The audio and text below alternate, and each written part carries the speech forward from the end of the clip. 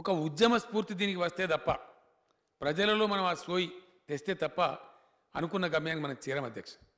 ఉద్యమ స్ఫూర్తి రావాలంటే దయచేసి అందరికన్నా ప్రధానమైన పాత్ర పోషించవలసిన వాళ్ళు ఈరోజు గౌరవ శాసనసభ్యుల అధ్యక్ష. శాసనసభ్యులు చాలా వైబ్రాంట్ రోల్ ఉంటుంది, లైవ్ కాంటాక్ట్ ఉంటుంది. ప్రతి సర్పంచ్తో, ప్రతి ప్రజలతో, ప్రతి గ్రామంతో అద్భుతమైన కాంటాక్ట్ మీకు ఉంటుంది. అందుకే గౌరవ శాసనసభ్యులందరినీ నేను కోరుతా ఉన్నా, మీరు ఎంత డెవలప్మెంట్ చేసినా మీ నియోజకవర్గాన్ని మీరు బతికేటువంటి పరిస్థితి లేకపోతే ఇబ్బంది జరుగుతుంది. మనం పోయింది అధ్యక్ష, చాలా కబ్జాలైనవి. ఆర్ఓఎఫ్ఆర్ విషయంలో కూడా నేను స్పష్టంగా నా నోట్లో అందుకే మనవి చేసిన. ఆర్ఓఎఫ్ఆర్ అంటే భూమి పట్టా కాదు అధ్యక్ష, అది ట్రీ పట్టా మాత్రమే. అటవీ ఉత్పత్తిని తీసుకునేదే తప్ప భూపట్టా కాదు. సుప్రీంకోర్టు జడ్జిమెంట్ కావచ్చు, మన రాజ్యాంగం ప్రకారం కావచ్చు, అటవీ చట్టాల ప్రకారం కావచ్చు, అడవి భూమి యొక్క క్లాసిఫికేషన్ చేంజ్ కానే కాదు. అది ఎవరైనా అనుకుంటే తప్పు. గత ప్రభుత్వాలు రాజకీయాల కోసం ప్రజలను తప్పుదారి పట్టించి ఆర్ఓఎఫ్ఆర్ అంటే మీకు ఏదో ఇచ్చేసినాం, ఈ భూమి మీదే అన్నట్టుగా చెప్పినారు. అది కరెక్ట్ కాదు. మీకు ఇవ్వబడ్డది హక్కు ఏందైతుందో అటవీ ఉత్పత్తుల మీద మీరు జీవనం ఆ ఫలసాయం తీసుకోవాలి తప్ప భూమి మాత్రం ఫారెస్ట్ డిపార్ట్మెంట్కే ఉంటుంది. ఆ అపోహ నుంచి ప్రజలు బయటికి రావాలి. అక్కడ ఇచ్చే ఆర్ఓఎఫ్ఆర్ కింద ఇచ్చిన పట్టాలలో ఏది పడితే చేయడానికి లేదు, సిమెంట్ బంగ్లాలు కట్టడానికి లేదు.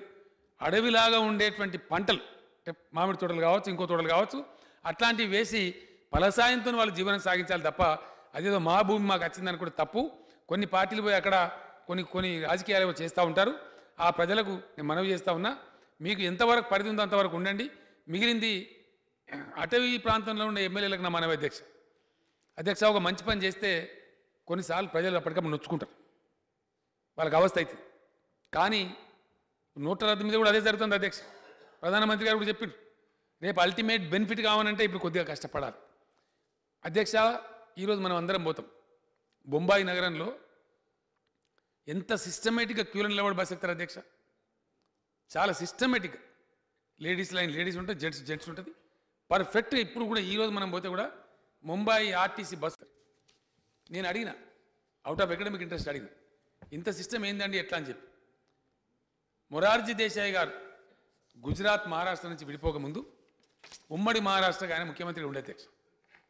ఆయన ముఖ్యమంత్రి ఉండే కాలంలో 2-3 యాక్సిడెంట్లు జరిగి ప్రజలు చచ్చిపోతే ఆయన తీవ్రంగా స్పందించి ఆయన పెట్టిండు ఆ సిస్టమ్.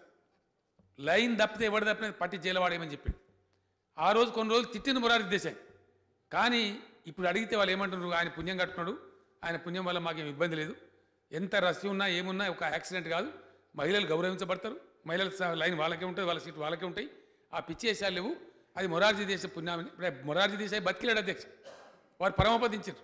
కానీ వారి పేరు చెప్పి దండం పెడుతున్నారు ప్రజలు. తాత్కాలికంగా ఆయన చట్టం పెట్టినాడు, కొద్ది రోజులు ఇబ్బంది అనిపించినా, పోలీసులు పట్టుకపోయి కొద్దిగా ఒకరిద్దరిని దాన్ని ఇబ్బంది పెట్టినా, ఈరోజు మట్టుకు ప్రజలకు ఒక మంచి ఉపయోగం జరిగింది. అట్లనే శాసనసభ్యులతో నా మనవి, మీ దగ్గర దయచేసి పర్టికులర్లీ ఆదిలాబాద్, వరంగల్, ఖమ్మం, మిగతా జిల్లాలని మీకు తెలుసు, ఈ పోడు భూముల పేరిట అడవులు నరుకుతూ ఉంటారు. అడవులు దయచేసి దాన్ని మీరు నిరోధించాలి.